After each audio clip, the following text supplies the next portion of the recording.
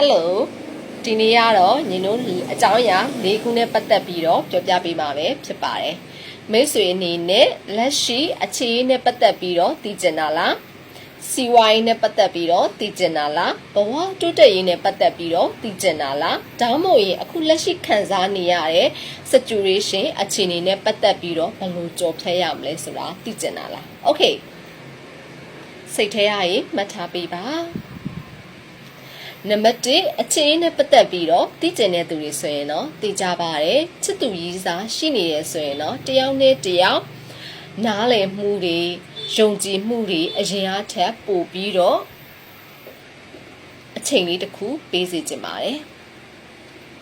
နံပါတ်2စီးပွားရေးအတွက်ဆိုရင်တော့သိကြပါတယ်မိတ်ဆွေလောဘကိုရှေ့တိုးလောက်တာမျိုးထက်ကို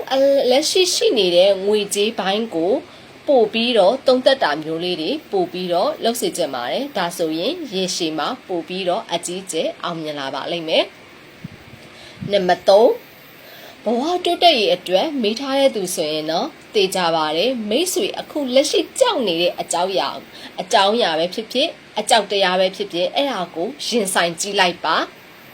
ဒါဆိုရင်မိတ်ဆွေဒီထက်ပိုပြီးတော့နောက်ခြေလှမ်းတစ်ခုကိုရောက်တော့မှာပဲဖြစ်ပါတယ်နံပါတ်4လက်ရှိအခုချိန်နေမှာမိတ်ဆွေကဘလောက်ထိသိခံနိုင်လဲဘလောက်ထိကိုကစောင့်ဆိုင်ပေးနိုင်လဲဒါတွေပေါ်မှာမူတည်ပြီးတော့မိတ်ဆွေရဲ့ရလဒ်လေးတွေပြောင်းသွားမှာပဲဖြစ်ပါတယ်โอเคအားလုံးကိုခြုံတွေ့ရမယ်ဆိုရင်တော့မိတ်ဆွေအနေနဲ့အပြင်ကအကြောင်းအရာတွေထက်ကိုယ့်ရဲ့အတွင်းစိတ်လေးကိုသာနားထောင်ပြီးတော့သုံးသပ်ရမယ်ကာလာလေးလို့ပြောချင်ပါတယ်ဒါလေးတွေကိုကိုတိုင်းလေ့လာခြင်းနဲ့ကိုတိုင်းပြန်ပြီးတော့သုံးသပ်ခြင်းနဲ့ကက်လေးတွေနဲ့သုံးကျင်လာပြီဆိုရင်တော့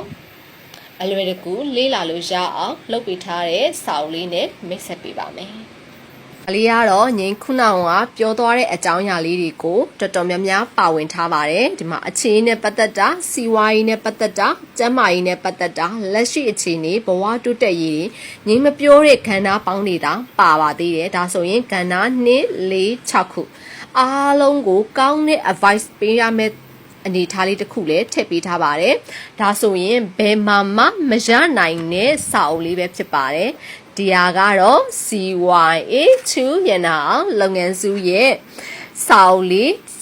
ထေရို22ကက်လိုရင်းတူရှင်မြန်မာဂိုင်းဘုတ်ပဲဖြစ်ပါတယ်လိုချင်နေဆိုရင်တော့ Viber ဖုန်းနံပါတ်ကိုသာဆက်သွယ်ပေးလိုက်ပါ